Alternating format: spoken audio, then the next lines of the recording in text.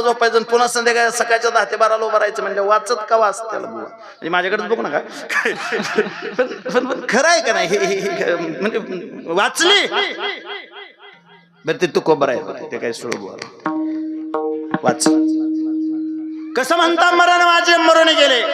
त्या ज्ञानेश्वरीमध्ये स्पष्ट ज्ञानोबरायांनी लिहिलंय उपजेते नाशे नाशिले ते पुनरपि दिसे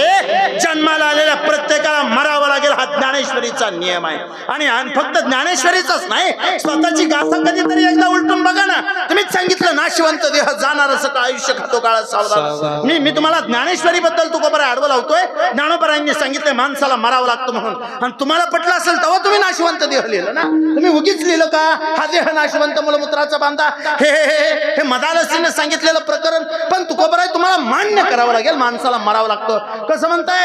कसं म्हणताय मरण माझे मरून गेले ज्ञानेश्वरीमध्ये सांगितले मरावं लागतं गाथेमध्ये सांगितले मरावं लागतं ज्ञानेश्वरी गाथा इथपर्यंत जर तुम्हाला पटत नसेल हे सगळं तुम्हाला पटत नसेल तर भागवत घ्या भागवत ठेवा समोर जेव्हा धर्मराज युधिष्ठिर आणि 5ही भावंड जेव्हा वनाला गेली होती 5ही भावंड वनाला गेल्यानंतर तहान लागली म्हणून त्यातली 2 भावंड पाणी आणायला गेली थोरल्याने पाणी आणायला जावं का धाकट्याने तहान लागल्यावर तस काही नाही ठरलं दोघे एकात असली तर ठीक आहे वैर असल्यावर काय होता थोरल्याने धाकट्याने नाही खरं आहे ना तहान लागले आणि पाणी आणायला कोण जाणार नकुल सहदेवांनी नम्रपणे सांगितलं आम्ही पाणी आणायला जातो तुकोबा मरण माझे मरून गेले म्हणता काय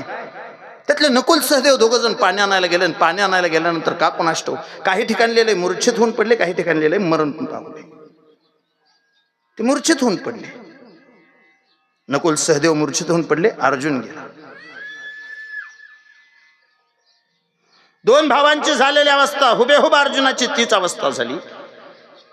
भीमदादा गेले हुबेहूब भीमाची तीच अवस्था झाली आणि 4ही भावंड पाणी आणायला गेली पण माघारी कशी आली नाहीत या काळजीपोटी धर्मराज युधिष्ठिर गेले आणि धर्मराज युधिष्ठिराने तिथलं निरीक्षण केलं बहुतेक ज्ञानापेक्षा अनुभव थोर असतो त्यानं ठेवायचं ज्ञानापेक्षा अनुभव थोर आहे धर्मराज युधिष्ठिराला त्या सगळ्या गोष्टीचा अनुभव होता